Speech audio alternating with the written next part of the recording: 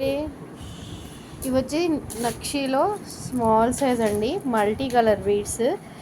Last time నేను చూపించింది వీడియోలో అయితే అది బిగ్ సైజ్, ఇవి వచ్చేసి మనకు small size multi colour only. Present అయితే స్టాక్ అవైలబుల్గా ఉంది, మీరు సైజ్ కూడా చూసుకోండి.